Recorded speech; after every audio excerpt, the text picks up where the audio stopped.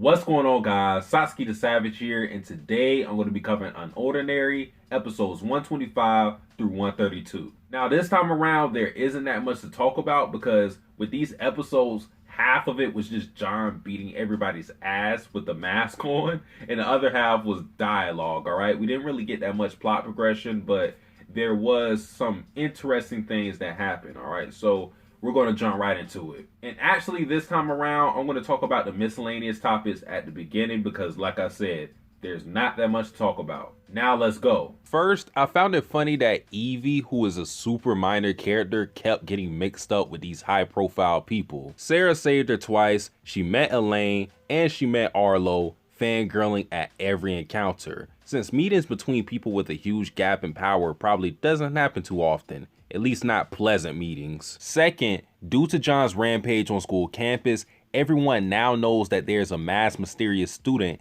capable of beating elite tiers and using multiple abilities. With the rumors being confirmed, it will be a lot harder for John to keep up his secret, especially since the secret is known by Arlo, Eason, Ventus, Melly, and Cecil. John found a teammate in Cecil in the midst of his tirade, and the question is, what will come from it? John has vowed to break the hierarchy, which I'll talk more about, but if he needs help completing this task, he most likely will enlist help from Cecil rather than Sarah, because for one, she's stronger currently, and two, it doesn't put Sarah at risk. On Cecil's side, this alliance makes sense. She's been shafted despite her power, so I can see her being the scorn partner that will make a deal with the Joker just to get even with people like Arlo and Sarah. On the flip side though, Sarah made a point in the past that the reason why she replaced Cecil as a royal was because Cecil was not trustworthy, meaning this potential partnership with her and John could prove to be unwise in the long run. I think the only reason Cecil involved herself with John at all was to oppose Arlo and get him replaced as king,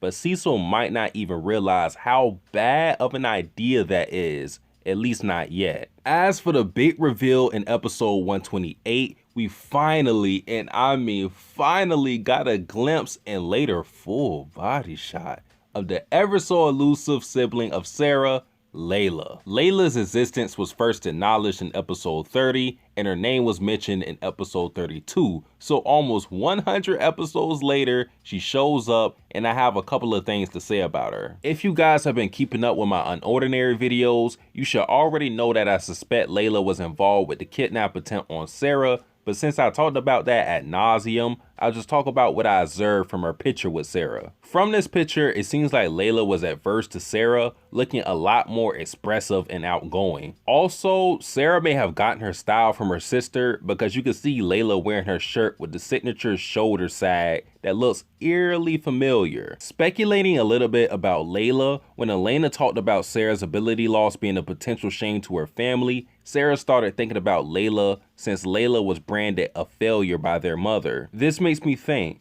why was Layla thought of as a failure? Is it because of her carefree attitude, or is it because she wasn't strong? If the case is the latter, then there will be another thread connecting Layla to Ember because, as Darren mentioned before, Layla is a high tier and there happens to be a group with power enhancing drugs. Now, the larger takeaway I got from these episodes was the clash of ideals, all stemming from the hierarchy. Elena's reasoning for tormenting Sarah was less of what Sarah did to her personally and more of what Sarah represents. Sarah, being a former ace of Wellston, is the prime target for this harbored hatred that has accumulated for low-tier people over the course of their entire life. The system is built so that stronger people can impose their will on anyone weaker.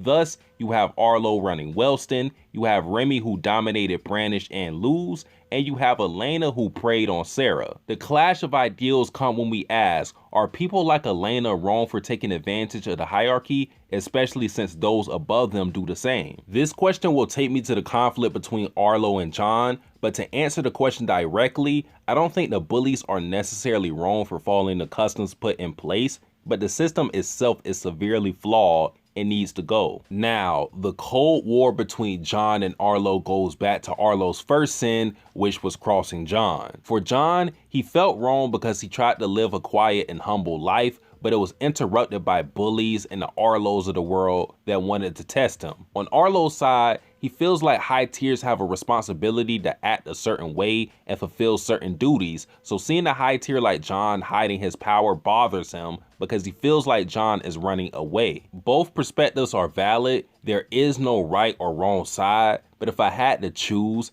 I'm Team Arlo. I sympathize with John. He's dealt with plenty of unfair bullshit, but then again, he chose to do that. John isn't naive. He understands the cruelty of the world, so when he decides to play cripple, he knows the risk. My problem with John is that he doesn't see the big picture. All he has is short-term solutions to long-term problems. Examples include his retrieval for Sarah and his vow to crush the hierarchy. In John's search for Sarah, his plan was to steal abilities, beat people's asses, and not ask any questions. A plan that would have failed miserably if not for Cecil. And then with John's vow, sure, destroying the hierarchy would solve the short-term problem of the bullying, but John fails to understand that the hierarchy is applicable outside of Wellston. John despises Arlo for keeping up the order, but the issue doesn't start and end with Arlo. This is a system inherited from the world, and John beating up the student body does nothing to stop the real problem. And just to make it crystal clear, I don't think Arlo's order is the best viewpoint ever, but for the world they live in, it's best that students understand their place and get used to the hierarchy treatment because it's something that will exist when they step outside of Wellston. And to end it off, although the results matter the most, John's intention to break the hierarchy is tainted. He doesn't care about kids getting bullied. He only made that bold claim to spite Arlo. Alright y'all, so that pretty much covers everything. The next string of episodes I will be reading and doing a video on are episodes 133 through 150. And then after that, I'll be doing a live reaction to episodes 151 through 155. So just 2 more videos and we'll be all the way caught up, alright? But guys, that's pretty much it for the video. If you enjoyed this video, like, comment, subscribe. Satsuki the Savage, out. Am I dying to live, or am I living